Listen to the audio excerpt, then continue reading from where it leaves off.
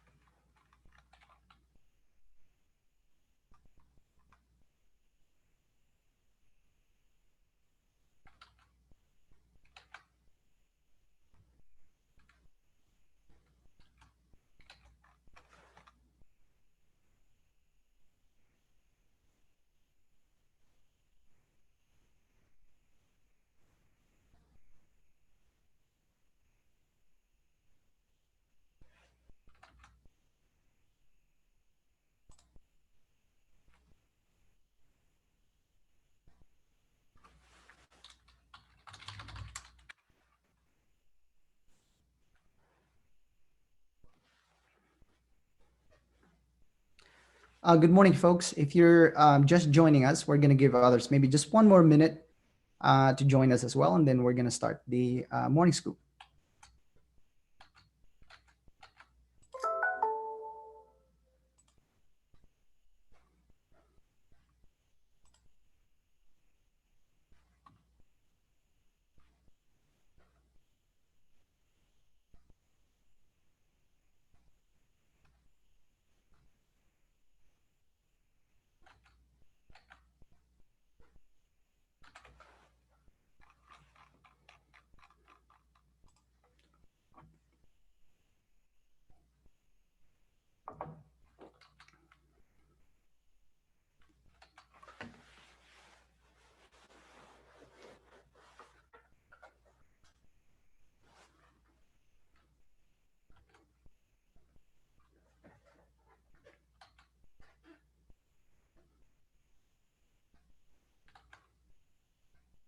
All right, I think we are going to start. Good morning, everybody. My name is Luigi Del Puerto. I'm the associate publisher and editor of the Arizona Capital Times. The Arizona Capital Times, of course, writes about and covers state government and politics in Arizona. If you don't have a subscription, let me know. I'll get you squared away. I'd like to thank the University of Phoenix for sponsoring today's forum. The university was founded more than 40 years ago with a clear focus to help busy working adults enhance their careers in a rapidly changing workplace through career-relevant education offered via flexible, interactive learning, both online and in person. The university serves a diverse adult student population, offering degree programs at select locations across the United States, as well as online throughout the world. And for more information, you can visit phoenix.edu. That is phoenix.edu. Again, I want to thank the University of Phoenix for sponsoring today's discussion. We have a great panel this morning. With us is Senator J.D. Messnard. Senator Messnard represents Legislative District 17, which includes Chandler, Gilbert, and Sun Lakes. He was elected to the Senate on November 6, 2 years ago, after serving 8 years in the Arizona House of Representatives, where he also served as Speaker of the House. Prior to running for office, J.D. spent 8 years working at the Arizona Senate, where he served as a policy advisor on issues ranging from education, transportation, and retirement to family services and government administration. He is a small business owner, investor, and consultant, and he also works as an adjunct faculty where he has taught courses in political science for over a decade. JD holds a bachelor's degree in music composition, as well as master's degrees in business and in public administration. Senator Messnard, thank you for joining us. Thanks for having me. Also with us is Raghu Krishnaya, who serves as the Chief Operating Officer at the University of Phoenix, where he is instrumental in the transformation of the university and responsible for all operating strategy and results. Before joining the University of Phoenix, Raghu held the role of Chief Operating Officer at Western Governors University, where he also led significant growth in student learning outcomes. And prior to that, he worked as a Senior Vice President at Kaplan Higher Education Group, and has served in a number of leadership roles throughout his career, notably overseeing large operational infrastructures at complex global organizations. He earned both a Bachelor of Science in Electrical Engineering and Computer Science and a Master of Science in Electrical Engineering from the Massachusetts Institute of Technology, as well as a Master's of Business Administration from the Wharton School of University of Pennsylvania. Raghu, thank you for joining us this morning. Glad to be here. Thank you.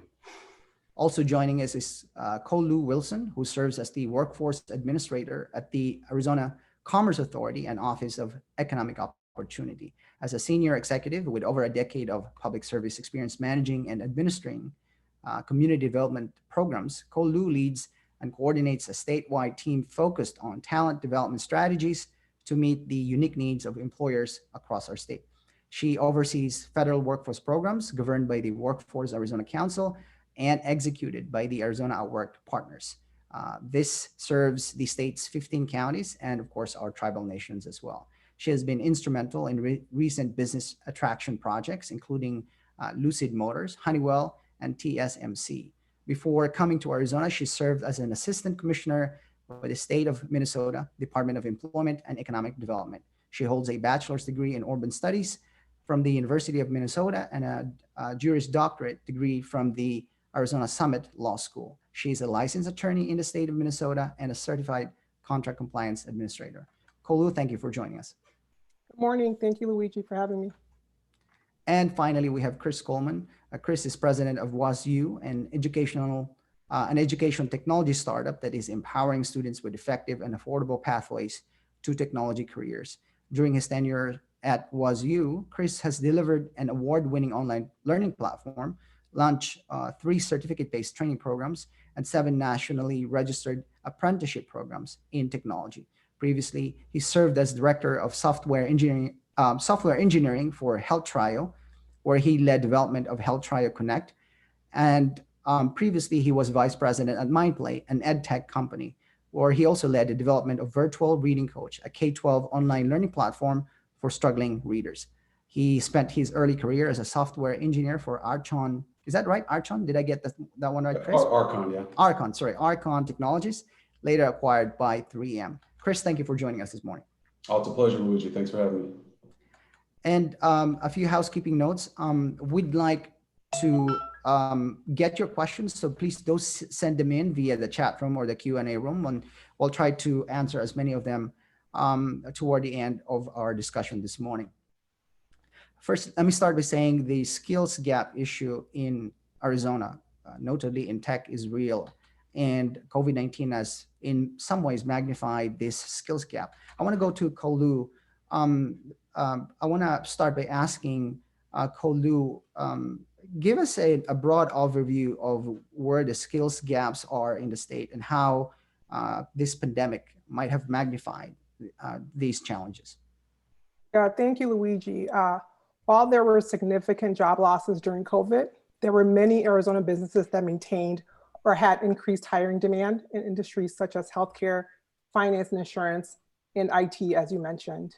Roughly 70% of the jobs in Arizona require a post-secondary credential.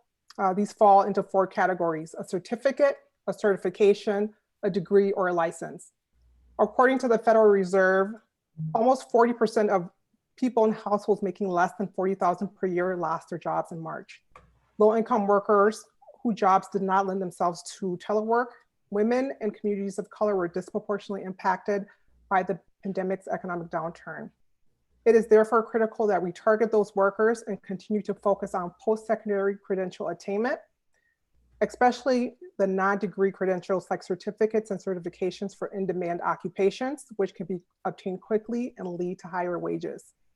But for all workers, regardless of credentials attained, employers were and continue to be most concerned with workers with transferable skills needed to adapt to the economy, market demands, and technology changes. COVID highlighted this with workers being able to adjust very quickly and pivot. One example is being able to switch to remote work and our increased demand on technology. Thank you for that, Kolu. Let me go to Senator Messner. What are you hearing from your constituents, sir? You know, in the East Valley, of course, we have some of the biggest, tech companies in the world. In terms of what you're hearing insofar as job losses or job retention, for example, what's the situation in your district? So it's a mix, as I'm sure it is in many places. We do have a pretty sizable tech element to the Southeast Valley. It's one of the reasons why we've had explosive growth over the last several years. I'm hearing what I think many of my colleagues are hearing, a lot of frustration.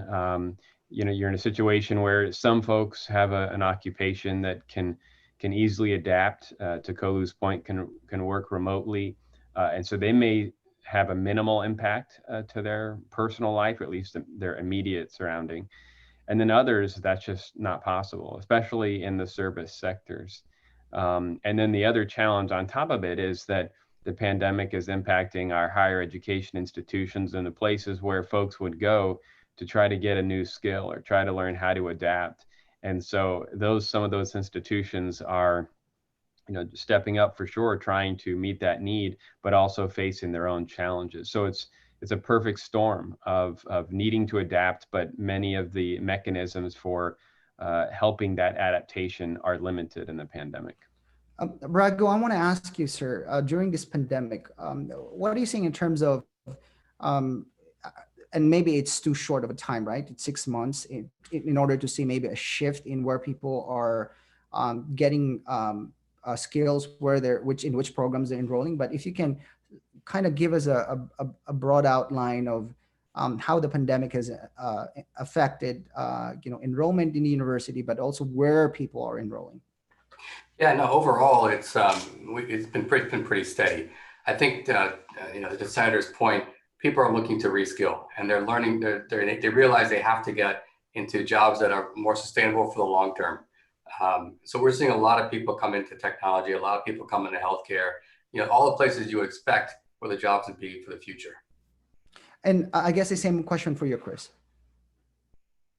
Yeah, we're seeing, certainly our focus is in the technology sector, which has, fortunately been one of the lesser impacted industries, and even to the point where, we're all experiencing additional dependencies on technology. And so that's really where we're seeing the interest is from employers that are looking for that rapid development of skills. And of course, this is an industry that's constantly rotating and changing the skills and techniques and topics that need to be mastered and understood. So yeah, it's about navigating kind of the employer demand where the opportunities are, but also this, rapidly changing necessity for newer skills, updated skills, and then, the remote work kind of environment and maintaining everybody's sanity and mental health and all of that during this shift to remote work as well. So I want to ask you just a quick follow-up question in terms of what you're hearing from business leaders and industry leaders. What are their kind of biggest concerns insofar as what this pandemic has exposed, but also in terms of our the gaps in our education, on our ability to really fill the workforce needs, especially in the high tech, in the tech arena? Yeah, sure. Our lens is through the high tech and technology industry. What we're seeing there is really the lack of fundamental skills, right? This is a nationwide problem that we have with a lack of exposure in primary school. So now we have a generation that's in the workforce, and we have industries that have the need and have the demand. But a lot of these folks don't have kind of the fundamental basic skills that you would anticipate. And so the challenge there is, how do we get them skilled up rapidly? How do we ensure that the skills that they're learning are aligned with the needs of the employers? And then, with that rapid onset of development of those skills, how do we validate that in a way that the employers can trust, right? Where a lot of these kind of traditional precedents are being uprooted a little bit. And so, that's part of the challenge there too, is there's a wealth of educational opportunities out there, and which do I trust as an employer? When Chris mentioned some gaps in our skill set, Kolu, could you, in which areas do you see these gaps in a really acute way? Yeah, speaking to Chris' point around the fundamental skills, I mentioned the transferable skills similar concept. We're working to make sure that every training opportunity that we are supporting is complemented with what we're calling career readiness skills. And so that's your basic foundational academic skills, and then also your professional skills, sometimes known as employability skills or soft skills. And so we have now 100% virtual because of COVID. We have an e-learning platform, proctored assessments, and a skills curriculum where job seekers and workers can go and assess themselves, pre-test, post-test, and learn what employers are really looking for. In addition to that hard occupational technical skills training that's typically required. I want to ask Raghu. The University of Phoenix is way ahead in terms of providing remote learning, online learning platforms, because you've been doing this for decades. But give us just a brief summary of how the transition was like for the university. Back in March, when our economy or parts of our economy shut down, the schools were closed, and really everyone was practicing social distancing by self-quarantining. Yeah, I think, as you know, most of our students were already online before this whole pandemic hit. So for them, it was relatively straightforward to go and to continue their education without any disruption at all. But we had several thousand students that still come to our campuses every day around the country. And they come because they like that environment where they can learn with other people in real time, get to know their faculty, and network with other students as well. So we had to move them also to an online version, but we wanted to maintain what they liked and enjoyed about having the face-to-face interaction. And so we were able to actually leverage our existing tools and recreate for them a live virtual learning environment where they could still attend with other people and interact in real time. Because we already had all the tools, it was relatively smooth. I think over a course of like 4 or 5 days, everyone had transitioned over to doing that. I think what was interesting for us is as we went through, is we realized the main challenge that we saw is that many of these students didn't have sufficient internet or computer access at their homes, which it's still troubling and surprising to me to see the amount of digital divide that still exists in this country. So we had to very quickly drop ship a number of laptops to these people, to these students, so they could actually go and continue on with education. And we just let them keep it because they need to use it. It was also interesting for us to see is that we also at the same time shifted all our staff to work from home. Right, we had several thousand people in the Arizona area who are working within our offices, and I think what was unique for them that they found is they actually got to experience what it's like for our students in real time. Right, going to working and taking care of your family at exactly the same time, and so when we saw an issue right away that the amount of our teachers around the country were just they didn't have the right level of background to really teach effectively online in the K-12 space, and our staff was seeing this right away. So they were spending more time working with their kids. So immediately we saw that we spun up a bunch of free courses for teachers so they could learn how to be effective online. And we also created a virtual teaching academy for them so they could hear from experts around the country of what works best. So I think overall, being online is clearly where things are going. But we have to make sure that we support the people to help them get there effectively. I'm sorry, you mentioned that you actually had a training for teachers to be able to teach effectively online. Is this only for your faculty members? Was this, did you make this available to like a broader audience? We made it available for anyone in the country to take. And it wasn't just teachers that came and saw it. We also had a lot of parents that came in those courses as well. And you just heard my dog there say hi. I want to go to JD. JD, do you still teach, sir? I do. I teach at ASU and MCC. So you had that transition way back in March. I wonder what your teach work situation is at the moment. So I was doing mostly online, especially with ASU. So there wasn't much of a change there, although, I was getting all the emails as the school was attempting to move everyone to an online environment. And so there was clearly a disparity, those who had taught online before going to be less disruption. Those who hadn't, obviously it's a new thing for them to learn. But but it had been kind of heading in that direction, even in-person courses using more and more online tools. Mesa, I had some in-person courses and just moved them to online. And again, the overall infrastructure was there because these schools had been teaching online or offering online versions, all of which I had taught. So for me, it was not as disruptive. I had everything in the online system already. I think, frankly, not to change the topic, but where you're really seeing it is in K-12. You know, the higher education institutions, the delivery method, the model has been moving in the online direction, or at least allowing for both online and in-person. But K-12 has always been an in-person experience. That's partly because, you know, working parents are doing their thing and they're sending their kids to a place. And that obviously was entirely turned upside down with COVID.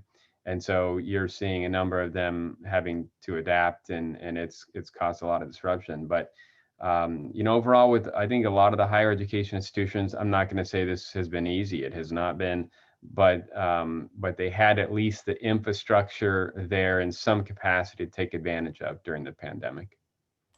Right. So, you know, especially since we're working with, you know, older children or adults, they can navigate the sort of the technical difficulties or the technical side of learning remotely. You know, I have a 9-year-old, and so he's been stuck at home with me for what, 6 months now. And so I'm having to work full time, homeschool him full time during, you know, the first, you know, March, April, and May. And, you know, he's still not back at school, even though his school is offering in-person classes already. But Chris, you know, let's talk about the skills gap. When you say we have a skills gap, can you explain, you know, what that means? You know, exactly. Sure. Well, you know, at the core of it, what that means is that the needs of the employers aren't being met by the workforce, right? That means that what we're asking for, they're not seeing in the same quantity or frequency or you know, verifiable skills that they can demonstrate those things. And I think, you know, a big part of that, like we mentioned, is kind of that preparation that we would expect to take place during primary school. But that's not news to us, right? We've been addressing those types of candidates for years now. And so really what we're seeing from the workforce is a deeper fundamental understanding of technology skills. We hear a lot of folks talking about, you know, the future proofing of careers and of the workforce. And so what industry do I get into? What job do I apply and train for? And how do I have confidence that that's going to be around in 5 years and is a good opportunity for me? And what we see on that front is a lot of folks wanting to get into tech because of the resilience of these roles, right? If you are well-versed in data analytics, there's a lot of companies that would value those skills. And they're not necessarily industry specific. So that's the real value in this tech industry, is it really spans every other industry that exists, right? And you can apply those data analytics skills, for example, in just about any industry. The challenge that we get is, you know, how do we take somebody who, you know, let's say has been in the workforce for 10 years in the service industry, right? And maybe doesn't have any technology background. That doesn't mean they're not capable of learning these skills. It's the starting point that makes it challenging, right? You know, think about if you're trying to train mathematicians, but they were never taught addition. Right? Like the starting point is well below where we'd like it to be. But the focus there is making sure that the deep fundamental skills that can be built upon are what's being delivered in some of these accelerated trainings and career readiness programs. And those fundamental skills is what allows folks to kind of pivot into the new needs as we realize what those become over the next few years. So, you know, we're trying to get folks kind of to relevancy in the modern, you know, technology climate, because we know that a lot of those skills are going to be resilient over the next few years. And so, you know, we focus on kind of the core aspects of the technology industry. So software development and software engineering is always at the forefront. That's the highest demand. Cybersecurity professionals, data science, data analytics, and even down to cloud computing, infrastructure support, and even the technical support roles, which are getting more complex by the day as the systems that they're supporting are becoming more complex as well. So it's really a broad spectrum, but you know, the value of this industry is the fact that it's mobile across supporting a lot of other industries as well. So I want to ask Raghu. Raghu, you do have a partnership with with WazU. Can you describe to me what this partnership is and how it will help specifically our state try and fill some of these skills gap that we're seeing in our workforce? Raghu, you're muted, sir. Sorry about that. These things can some turn on and off by themselves at times. You know, a lot of it goes along to the realms of what Kolu was saying also, around the fact that you have to make sure that the people who are learning are able to apply that learning very quickly into the workplace. And so it's a combination of being able to get the theoretical and the practical, and also being able to apply it very quickly. What with WazU, you know, what we saw was the ability to help people do that, right? They could very quickly go and get in-depth training and learning on core technical capabilities, and that they could get placed into a job and basically get hired, so they could continue their learning and continue to develop while they're working. So, you know, in the case here, you know, what happens is WazU and Chris will obviously talk more in depth about what they do, but WazU goes and they find these students from community colleges, people have already been trained, have got some level of learning already, and they put them through a very quick boot camp. And in that boot camp, they learn all the basic skills, and then they're placed into a technical job at a company. We work with the company at that point in time to help continue that person's training. The person's working, they're developing real world skills, but they're also learning how to advance into their career as well. And what we've done with the program is, while they're working at the company, we take some of that work experience and find a way to make it work towards credit towards their degree. So they're actually finishing degree much faster also, the bachelor's degree. And as you know, in the country, the bachelor's degree, the income that you gain is higher than what you gain for an associate's degree. So it works around for everybody. Everyone's benefiting in this program. So it's, I'm sorry, I want to make sure I understand this program. So once you find students, they may be in community college already. They may be, you know, adults trying to go back into trying to reskill themselves. They give them the training that they need to be able to go find a job immediately. So these are short-term programs, right? A couple of weeks to a couple of months. And then the University of Phoenix then accepts or allows them to count these training as credits toward a bachelor's degree. That's the nexus, correct? As well as they take additional coursework to complete their bachelor's degree. And so, Kolu, I want to ask you, how do these partnerships and programs like this one, how do they help the state in the long term? Yes, so partnerships is what we're all about. That's one of our main pillars that we work on.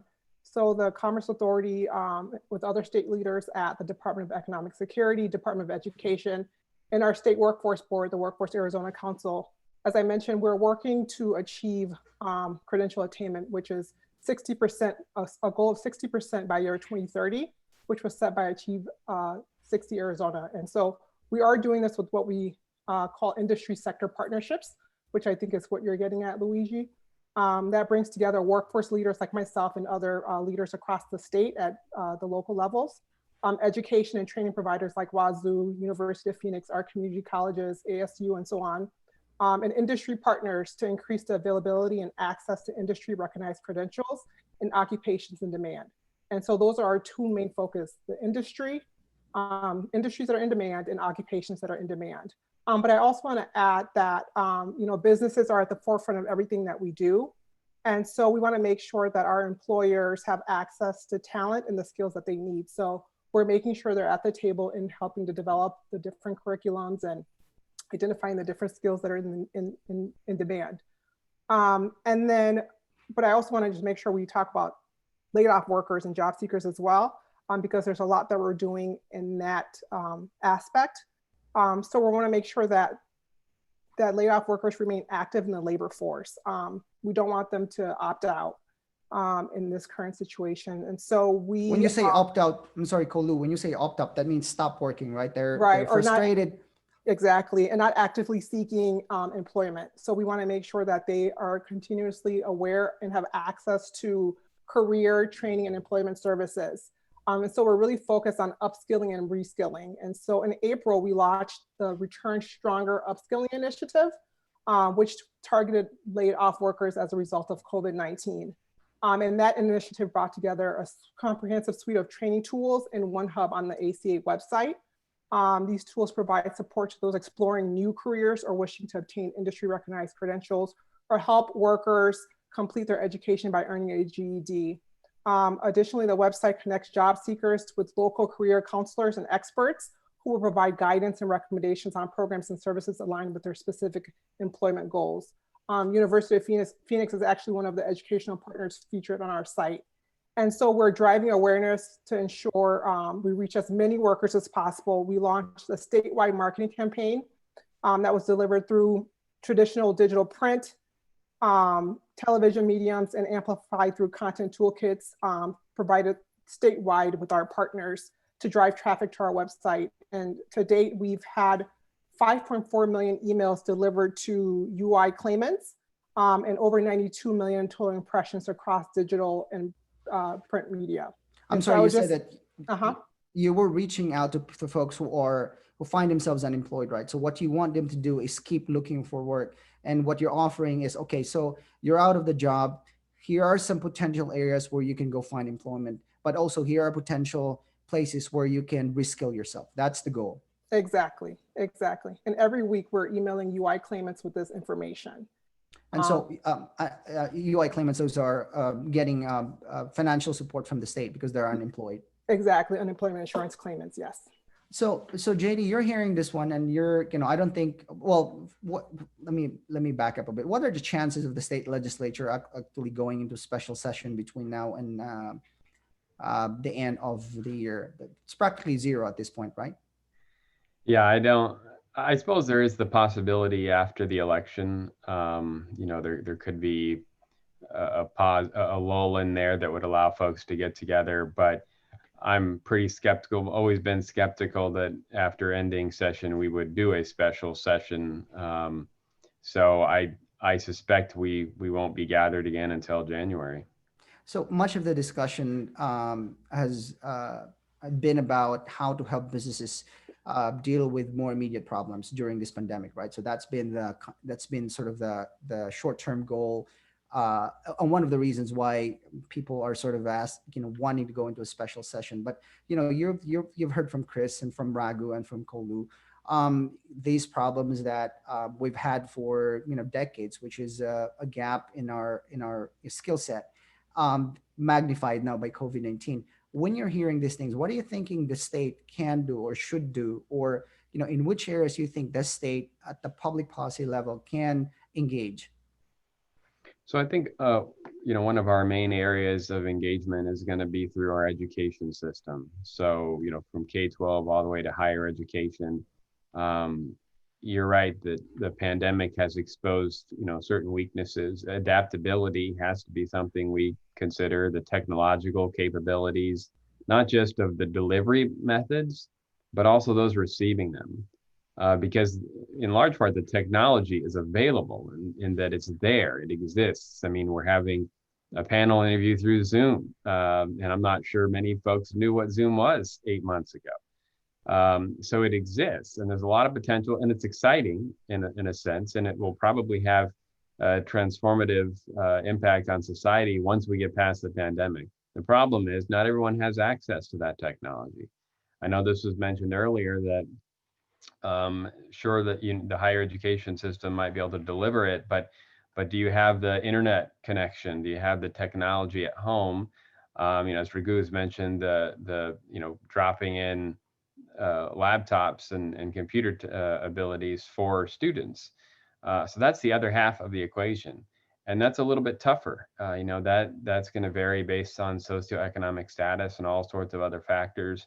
There has been a recent push, though, for technological infrastructure, especially in parts of the state that don't have as much access. That typically is in rural parts of the state.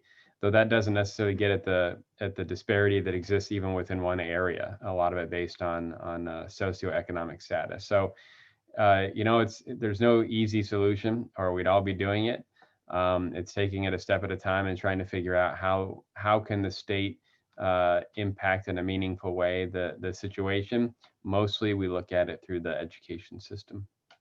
So, I want to talk to you about the the short-term courses, the credentialing, the certificates, all these programs that are, quite frankly, they're on the web. They're kind of everywhere. And so let's say, for example, if I'm looking around trying to figure out, okay, do I stay in my current job as a journalist? Do I reskill myself? Where do I go exactly? What do I need to do to kind of assess where I can go? I want to ask Chris.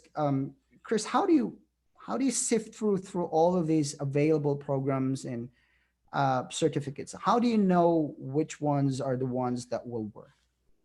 It's a really good question, and I think it's a fairly easy thing to respond to here, because there's really only two things that are universally understood by all employers.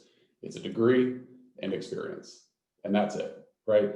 You go beyond that and the world gets very complicated for an employer with certificates and badges and various verifications of mastery of certain concepts.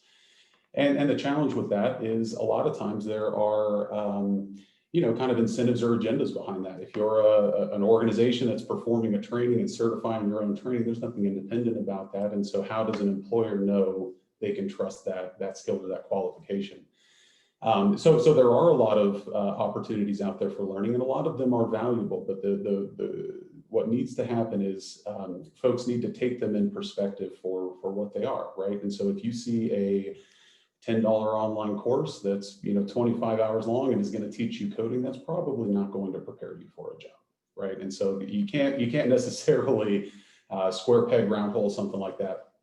What I recommend is that folks go with kind of tried and true models, but demonstration of those skills is what's most important. And so we hear from employers time and time again, this is becoming a competency-based world. We don't care who you are or where you care from if you can demonstrate these skills.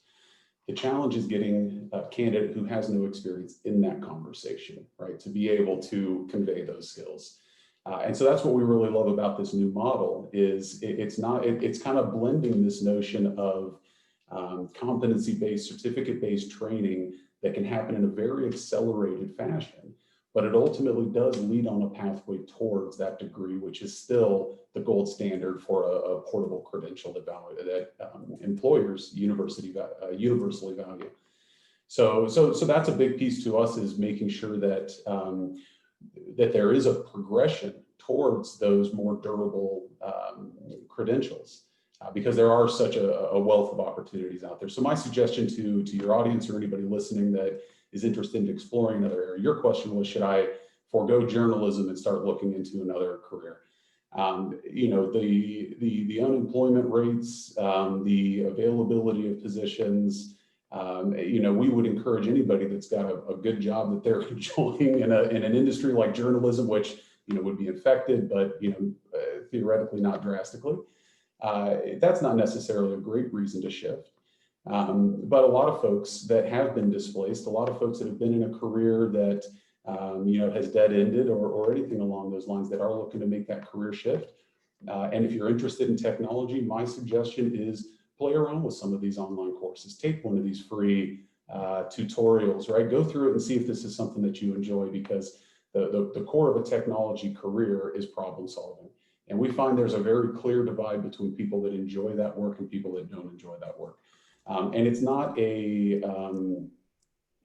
capability type of thing, right? We find a lot of folks that ordinarily wouldn't have thought they would succeed in this arena doing very well, but it's something that you have to enjoy. And so we tell folks, like, if you enjoy problem solving, brain teasers, Sudoku puzzles, tech's a great place for you to be. If those things drive you nuts, it's not a great place to be. But if that is you, then I'd encourage you to try some online courses, some tutorials, play around. And once you figure out that that's something you're interested in, you're excited and motivated about, then go to a more kind of formalized type of program that's going to lead you to a more durable credential.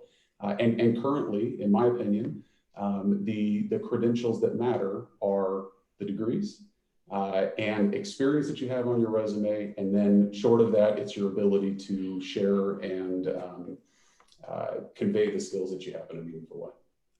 Raghu, I want to ask you because I mentioned earlier that there are tens of thousands of Arizonans that don't have a job. I wonder when this pandemic hit and we all self-quarantine, business started shutting down or ceasing their operations temporarily.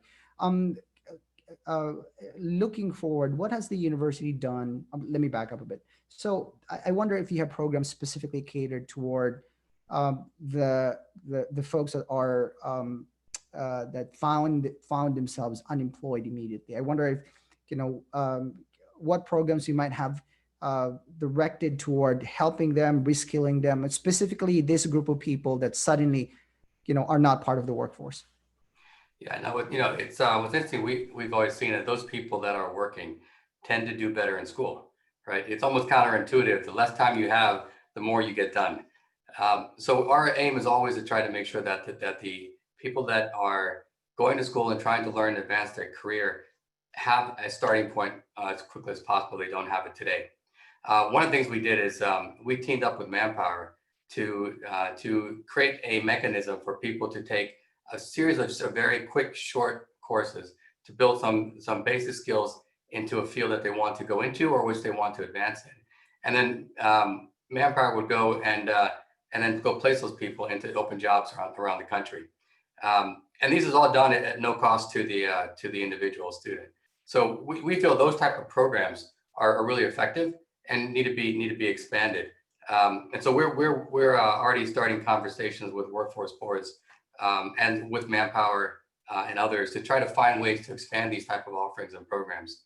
The WashU relationship we have is very similar in that realm, where you want to make sure people have the ability to go work as quickly as possible while they're continuing to advance within their careers. So you mentioned when you mentioned short-term programs, like how short are these programs, and which, if you can provide some anecdotes, like which career path are immediately available to them, which companies, which industries, once they've gone through the short courses. Yeah, so our relationship with Manpower, these are all 4 to 6 week courses. And the ones for displaced workers, we try to do within three to 6 weeks, so even quicker. And it's really to give a base level of skills. So for example, accounting, right? You want to go into accounting field. We'll give you some base level of knowledge of how to do all the books, right? And so you can go very quickly into, let's say, a bookkeeping type of role. Once you're already employed by the employer, then you can continue to build skills above and beyond that. Many employers in this country will pay for you to go to school, and they'll pay for you to continue to develop your skills. And so, while you're working, you can continue to advance, and then you will be able to move up, hopefully within that company or even elsewhere. So there are very quick, short learnings to help them build the basic competencies and capabilities, so they can get hired. One of the questions that I always had is is the fact that people don't need hands-on learning, right? So they need experience, they need internships, they need apprenticeships, and we kind of all shut down. JD, I want to ask you this one because I remember a couple years ago, and this program might still exist if I'm not mistaken. We had an OJT, on-the-job training program, right, in which businesses can take advantage of. I can't remember, it was tax credits before, or maybe a grant program in which they can, but maybe you do remember. I do wonder from your end, when you're looking at the needs that we have, and when you're looking at programs like, for example, the OJT, on the job training program that we offer, I wonder if this is something that the state should expand, the state should continue, maybe even provide more funding to. So yeah, I think what you're referring to are programs where businesses that are creating net new jobs, and there's some sort of skill or training involved in it. There are grant programs, I think, administered through the ACA that they have access to, and we have funded those to differing degrees over the years. Yeah, I would say in a situation like we're facing, that'd be an area to look at. I also think it's important that folks who are even coming out of our K-12 system have a skill that they can go and make a living on, because even if they go into something entirely different after K-12, you never know when a situation like this is going to blow it all up. And so having a skill that you can fall back on, I think, is important. That's, for instance, why I've been a big supporter of the career and technical education opportunities, and have run bills to try to expand those programs. They are in many respects sort of on the job types of training, maybe not in a professional environment exactly, but sometimes they are, and other times it's replicated pretty well. So I'm a big supporter of that. Yeah, I love the idea of folks graduating with a skill, whether they pursue it professionally or not. It's something they can always fall back on when life or the entire planet throws a curveball at them, and they have to adjust. And Kolu, I think you do tell us about this OG, on the job training program. I think it's still being administered. I think it's been modified recently to really try and direct the help to Arizonans who are out of work currently. Yeah, so Luigi, you're referring to the job training grant program administered by the job training grant program, yeah. Yes, administered by the ACA. And during COVID, we did, as you mentioned, tailor that, which we call the Rapid Employment Job Training Program. And we did that in May, timed with the reopening of businesses and anticipated hiring. Grants were awarded to the extent that hiring and training being provided will effectively assist in mitigating as quickly and as substantially as possible the unprecedented unemployment levels in the state. That program supported 87 companies. And in response to the economic consequences of the COVID-19 outbreak, the program reimbursed certain costs of employers who hire and train employees over the next several months. And similar to the job training program, grants were capped at $1.3 million per employee. Reimbursement eligibility capped at $5,000 per employee. So the program, what it is that if you're a company and you're looking to, hire workers, but you need a specific skill set, then you can take advantage of this program. You can apply for it. You can get the grant, and what's available to you is up to $1.3 million, and you can use the money to train your workforce. That's correct. That is correct. Chris, I want to ask you about apprenticeship programs and how important they are. As I mentioned earlier, there are jobs that you just need to be on the ground. Like you need to be on the ground. You need to be hands-on. If you're going to be a nurse at some point, you'll have to be in the hospital. If you're doing other skills, for example, welding and so many craft related skills, like you have to be doing them hands-on. So how does talk to us about how apprenticeship gets us to where we want to be? Sure. The apprenticeship it's a time-tested model, right? So it's the prominent model overseas. And here in the States, it's oddly been selectively prominent in a variety of trades, right? So your electricians, your welders, your HVAC. And even when you consider, kind of medical careers, right? They still have the notion of a residency, and there's kind of this onboarding mentorship type period that exists. We're consistently surprised to hear from our technology employers that a model like this hasn't been prominent in tech, right? We've got folks that are, rapidly coming out of the workforce through accelerated training, going into these technology companies. And they're writing software that is interacting with our private information and sensitive data and those types of things, right? And so why wouldn't we have a similar type of mechanism here to ensure that, mastery of these skills is acquired and that you have somebody there to support you along the way? And so it's a time-tested model, and the notion of an apprenticeship, everybody's got, kind of an idea about it, but it's really a hire to train model, right? We hire the folks, we train them as they're performing the job, and they continue to grow and develop under some mentorship and guidance.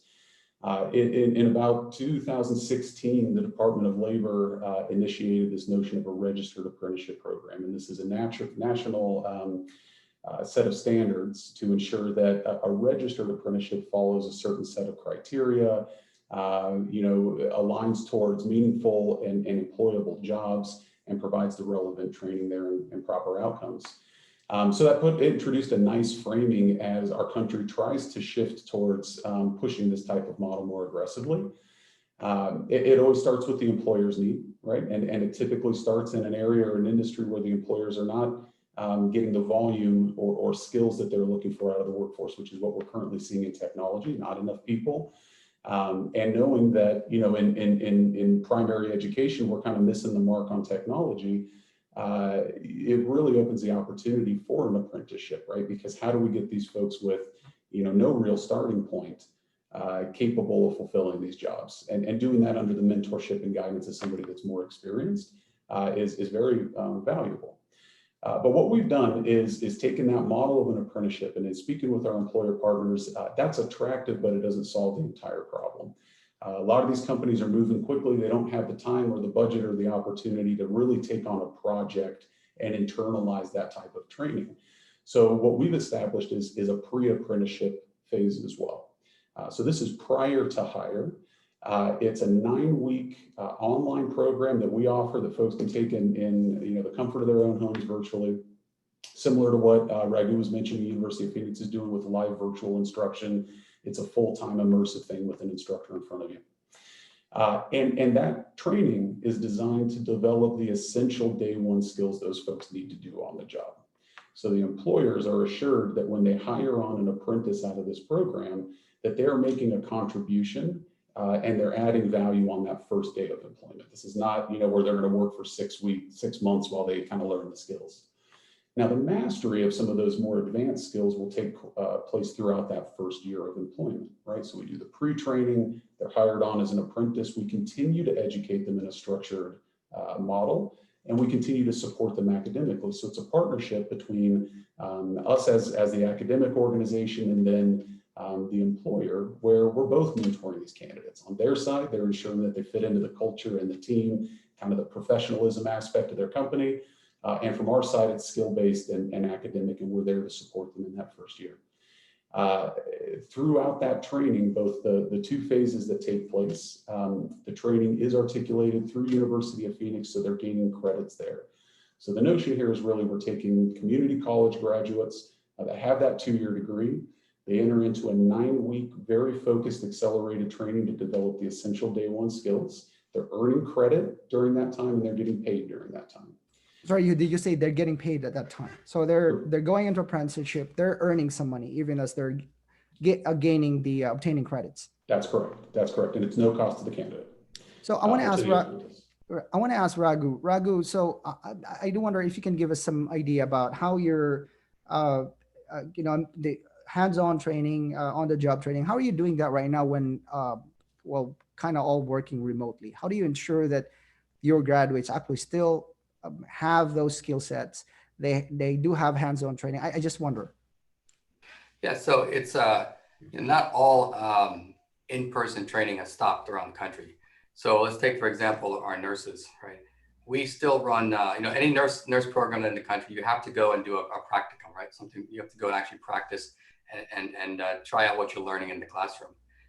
We're still running the practical parts within our campuses. In Phoenix right now, we have a number of people who are finishing up their practical part of their nursing degrees as we speak, even with the pandemic going on.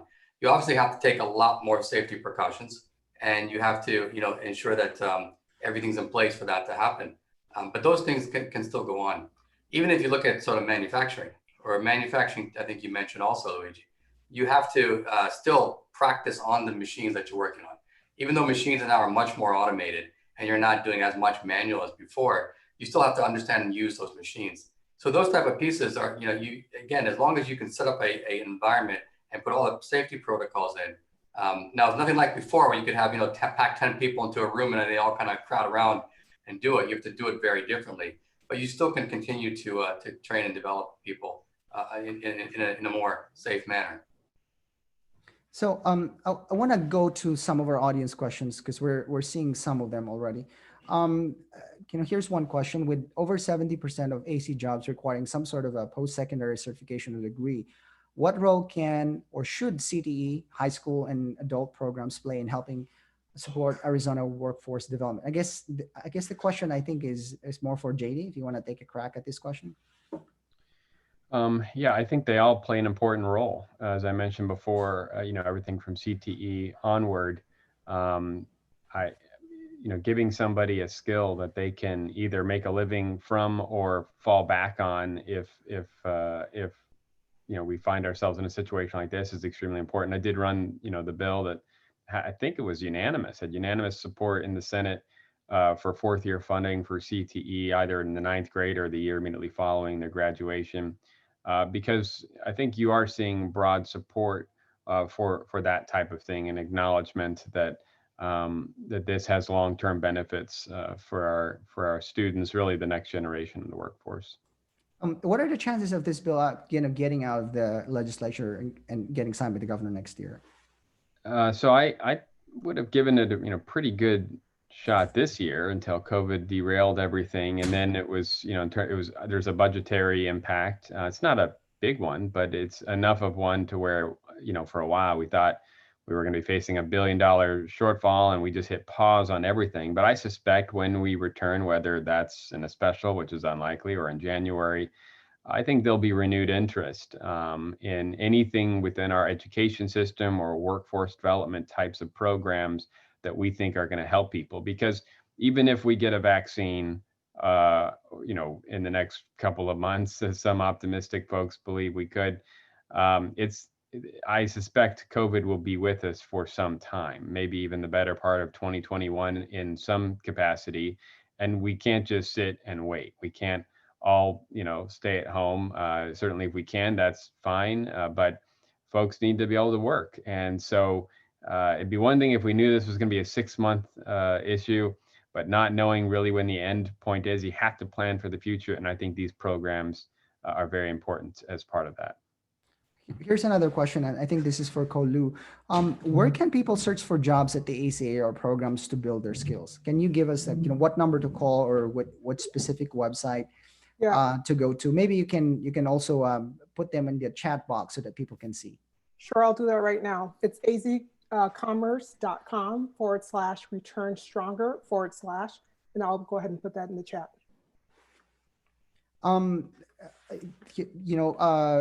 Ragu, you mentioned your partnership with Manpower. So here's a question from Sherry. Are the jobs Manpower is placing the students into permanent? It's a mix. Okay. Right, it's a mix between permanent and temporary. We often find, though, that the people that go through this program, the employers really like them because they've developed the skills and capabilities, and they tend to perform better than the other people who have not gone through the program. So, we're finding that the employers really like them, and even the ones that are initially placed temporarily, a fair number are hired on a permanent basis. I think this is a question for Chris. Chris, you mentioned degree and experience, right? So, people look at, employers look at degrees, a sort of a basis for hiring people. And then, of course, they look at the experience. And of course, once the person is already working, then really it's like the work product. That's, if it's a good work product, then, that employee is good to go. But so the question is, have you considered ways to change the paradigm such that certificates or other short programs can be verified and trusted by employers? So I guess the question is, how do employers, how can they trust the short-term programs or the certificates that are available, not just through, WazU or the University of Phoenix, but in other areas as well? Yeah, I think that's it's a great question, and not necessarily something I've got a crystal ball for, but my thoughts on it are really that the employers are making that shift, right? And so, we hear pretty consistently, we'll meet with a large scale employer that has a large technology base, and they'll say, 4-year degrees only. And then 6 months later, they'll come back to us and go, what can you guys help us with 2-year degrees? And then 6 months later, they come back and they go, okay, we still have a problem here. So there is a time component to this. The employers are going to chase the money and chase their, goals. And so, but we do start seeing that some of the companies that are open to more of a non-traditional model, they have an advantage, right? Just like companies that have adapted more quickly and been more accommodating for remote work, right? It opens up your talent pool. So especially in this technology industry, folks are going to chase where the talent is. And most of them kind of view things that way, right? If you can demonstrate your level of talent and your level of skill, that's really all we care about. What the degrees and the certifications do is it helps to open that conversation so you get an opportunity to demonstrate your skills. Certainly the degree is still the gold standard, but we are, the boot camp kind of movement has gained traction and a lot of employers have seen success there. And some even with, self-taught online resources, but that takes a very specific and disciplined kind of person to make that successful. So I do think that this verification is going to take place, but it's going to be an organic process where a few of these types of programs bubble up based on their reputation of delivering successful candidates. I think we only have one room for one more question. I want to ask this to Raghu. Here's a question from June. What would you say to the hospitals? I guess you can apply it not just to the hospitals, right, but to other industries as well. But here's the question. What would you say to the hospitals who say that they're unable to take in more students because they're overwhelmed? As the director of nursing, I have the opportunity to enroll students, but have to cap the number because the employers are not set up to help with the hands-on learning. It seems like this situation is a catch-22. Yeah, I think all the hospitals right now are facing a unique situation with COVID, where they're getting, in many cases, some places around the country, they're getting overwhelmed. So it's a valid concern around what can happen. I mean, we clearly need more nurses in the country, not just now, but for the long term. So we're going to have to find a solution to help them learn. There's a lot more tools and technologies being developed to create some simulated learning environments and so forth, but it's a problem that we're going to have to solve very quickly. And I think with that, we are out of time. I want to thank you, Chris, Senator Messner, Raghu, and Kolu for spending the morning with us. I learned a lot. I hope our audience and our viewers and our listeners learned a lot as well. Again, I want to thank the University of Phoenix for sponsoring the Morning Scoop this morning.